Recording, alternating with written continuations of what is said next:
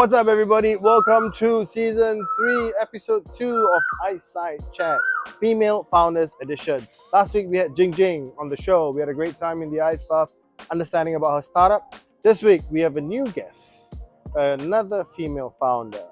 So without further ado, I would like to introduce you to Yuying. Come on in, Yuying. What's up? Hi, Eddie. Thanks so much for having me. Thank you for coming by. Well, first question is, have you done an ice bath before? Nope, absolute first time. This is going to be fun. Are you ready? As ready as I can be. All right, she is ready. Let's do this. All right, let's just get to the side of the tub. Perfect. Dip our feet in. Whoa. Ooh. I'm glad I'm wearing tights. All right, Yuying, thank you for coming to the show. Well, tell us about you, tell us about your startup, and tell us your story. So, startup founder, second time founder. I run a company called Esevel. So what we do is that we are an all-in-one IT platform for SMEs and startups in the region. We basically help SMEs and startups with distributed teams to manage, support, and secure their teams in different countries around APAC and Europe and the US as well. Just to understand a little better, does your startup help vendors, or does your startup help corporate clients? How does somebody approach you to seek your assistance using the startup that you've built? Yeah, so what we do is that we basically help corporate clients. So as I mentioned, SMEs and startups. We have companies like GetGo, Milio Insights, and Zendit. These are customers of ours. Pain points that they have, usually they have distributed teams in different countries. I mean, you have a startup here in Singapore, so you know as well that it's pretty expensive to hire your full headcount in this area. So what a lot of these companies are doing is that they're hiring development teams in Vietnam, Indonesia, India, and so on. But the thing that they have in common is that, I mean, you might have an IT team or HR person managing your IT in your HQ, but you definitely have problems when it comes to onboarding, offboarding people overseas, or making sure that their devices are appropriately secured and updated. So that's what we basically help them with. Well, very nice. Thank you for that. Awesome. Okay, let's jump to our first question. Sorry, my feet are a bit cold, so I'm going to stick them out here for a bit. I'm lasting longer than you. I know she is. My God, she is good. But that's because you have all the ice. So first question is, so I had a very interesting conversation with a friend. So, and I was like, hey, how you doing? And how's everything going? And the friend was like, yeah, it's good. I'm going to start my own business, my own startup. I was like, yeah, I mean, I'm happy for you. Go get it. And 6 months later, I checked back. Hey, how's the startup coming along? Oh, I have yet to actually register the company. So on that note, what do you think 2 points that you feel, from your perspective, that you feel that delay a startup's process from getting into a journey? Yeah, so I think that there are 2 things here, right? And I've gone through both of them myself. One is that basically starting a new company, it's an overwhelming kind of thing that most people think that they have to do, right? You have to register a company, you have to register your IP rights, you have to build a product, you have to get clients, you have to hire people, and so on. So it makes it very difficult for them to actually take the first step. And I just spoke recently with a friend who was facing the exact same issue that you mentioned.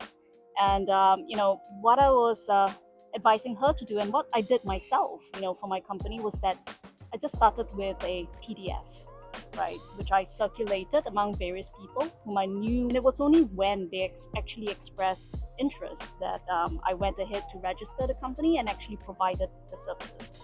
But it was more a kind of consultancy, if you know what I'm saying, rather than hiring employees and making sure that there's a whole team there to do everything. So it wasn't until I got into various proof points that I started doing all the different work that was necessary to actually build like a company. So, we didn't have a very beautiful website until like maybe 2 weeks ago, right? And our company's like 4 years old. We didn't have a logo until like maybe 6 months or a year into the company. Okay. Yeah.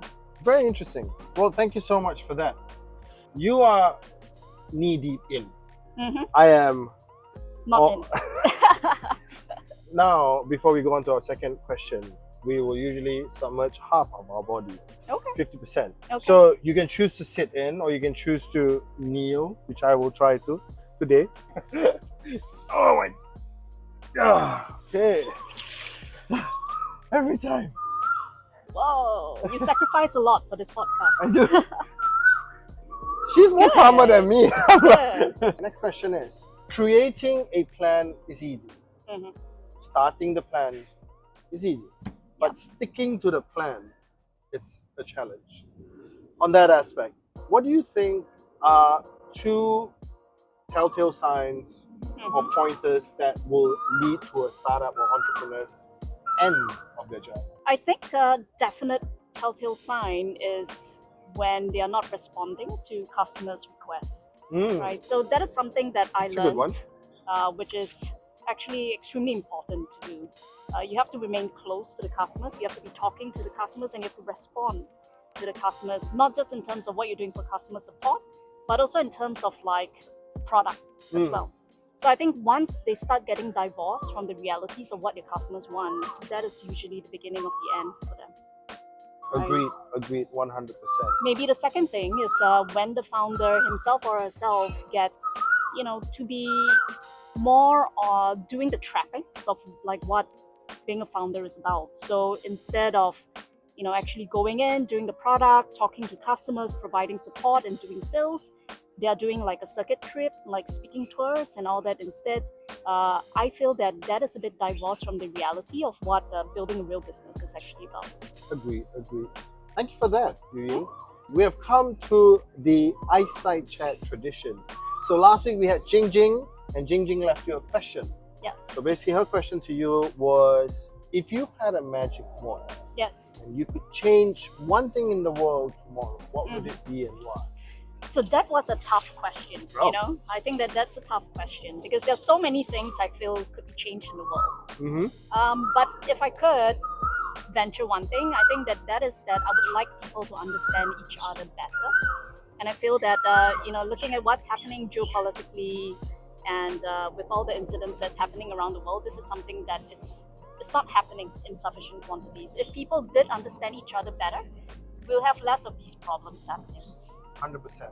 Thank you for that.